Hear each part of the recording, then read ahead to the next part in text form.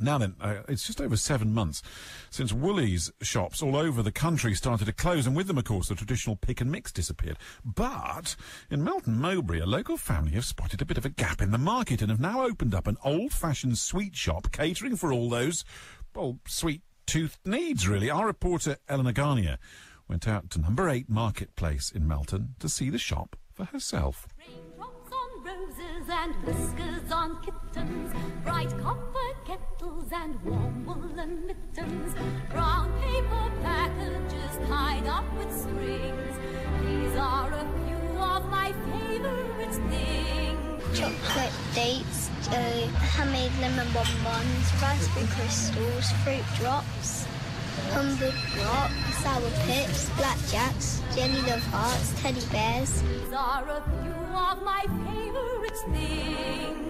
If your mouth waters at the thought of pick and mix, lollies and chocolate, imagine what it's like being an 8-year-old girl whose parents own a traditional sweet shop. I'm going to give you a tour around my mum and dad's sweet shop. Let's start behind the counter. What happens behind here?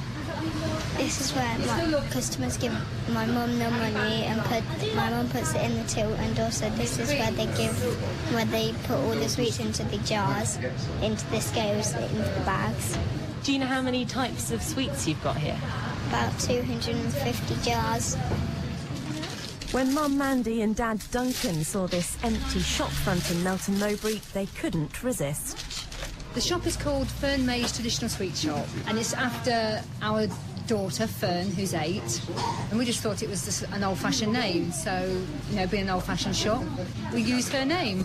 She's only 8, like you say, but she's in here working behind the counter like your other girls. Yes, she is. She has her own little uniform, and she comes in on a Saturday, and she likes to just wander around, so she's not yet using the scales and things, but I'm sure in a few more years' time she will be. How long did it take between the idea and then opening the door to your first customer? That's simple, 6 weeks. Very quick indeed. Yeah, looked at it, made an offer within a few days, and it went from there, really. Yeah, very quick.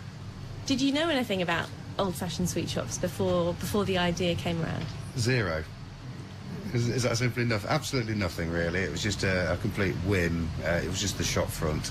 It was a magical little shop front, and it needed some magical attention. Would you like 100 grams of those? This is the adult corner. This is where all the hard sweets are, and the kids area is more softer. So could you tell me what are the main sweets in the adult corner?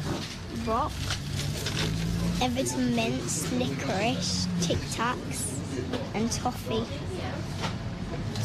We often come from England, but some of the traditional ones, like most of the older people remember the Horlicks tablets, we have to actually import from Malaysia because they don't make them in England anymore. At the end of the day, if the customer wants them, then we'll try and get them.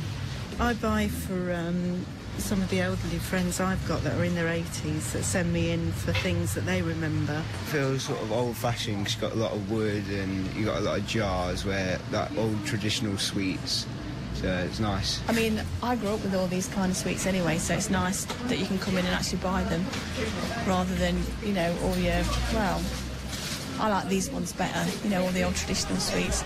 I simply remember my favourite things, and then I would feel so. Oh, fantastic. Fern May's Traditional Sweet Shop in Melton. Julie, who's on the phone this morning, said she would like a quarter. I don't think you can buy it in quarters anymore, in fairness. She would like a quarter of sour pips. Never heard of those.